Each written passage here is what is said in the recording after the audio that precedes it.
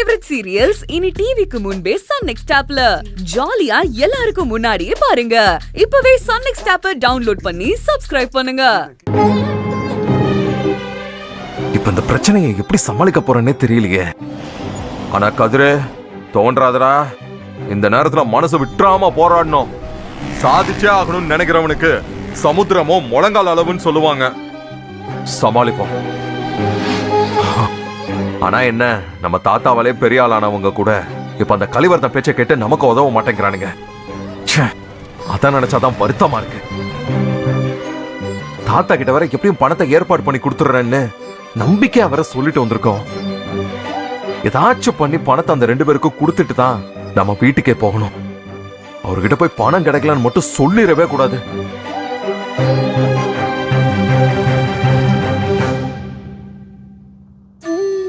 கடவுளே, எப்படியாவது எனக்கு இப்போ ஒரு நல்ல வழியை காட்டு.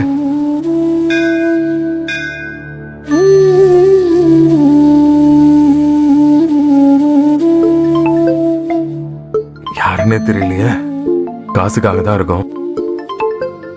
ஒத்த வீட்டுக்காரர் சிவகுமாரனை கூப்பிடுறாரு. நம்ம வீட்டு விஷயம் தெரிஞ்சு விசாரிக்க கூப்பிடுறாரோ? சொல்லுங்கண்ணா.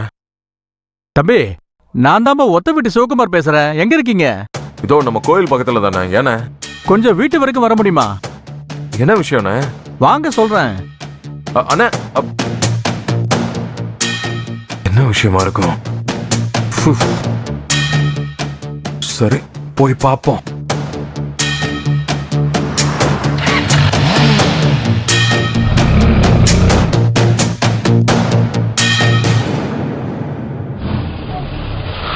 என்ன விஷயம்ண்ணே? உள்ள வாங்க தம்பி. எதுக்கு? அட வாங்க தம்பி.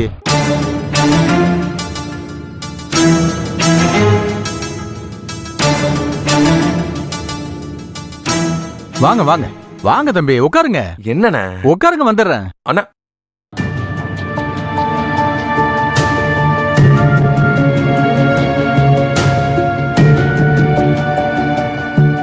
என்ன இந்த அண்ணா வர திடீர்னு போன் பண்ணி வீட்டுக்கு வர சொல்லிட்டு இப்படி உட்கார வச்சுட்டு அவரு பாட்டுக்கு உள்ள போயிட்டாரு. டைம் வேற ஆகிட்டே இருக்கு, பணம் வேற ஏற்பாடு பண்ணணும். இந்தாங்க. என்னண்ணா இது? வாங்கிங்க. என்னடா இவன் வீட்டுக்கு வர சொல்லிட்டு ஒண்ணு சொல்லாம ஒரு பேக் கொண்டு வந்து கொடுக்கறானு பாக்குறீங்களா? இதுல 70 லட்சம் பணம் இருக்கு, உங்களுக்கு தான்.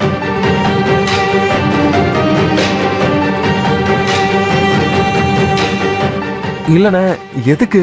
எல்லா விஷயமும் தெரியும் தம்பி. ஊருக்குள்ள நிறைய பேர்கிட்ட பணம் கேட்டிருக்கீங்கன்னு கேள்விப்பட்டேன். அதுக்கு நீங்க என்னடா கொஞ்ச நாள் பழக்கம் தானே, திடீர்னு இவ்வளவு பணத்தை எடுத்து கொடுக்கறாரு நினைக்கிறீங்களா? அது அப்படி இல்லண்ணே. புரியுது தம்பி. எத்தனை நாள் பழகணுங்கிறது இல்ல, எப்படி பழகி இருக்கோங்கிறது முக்கியம்.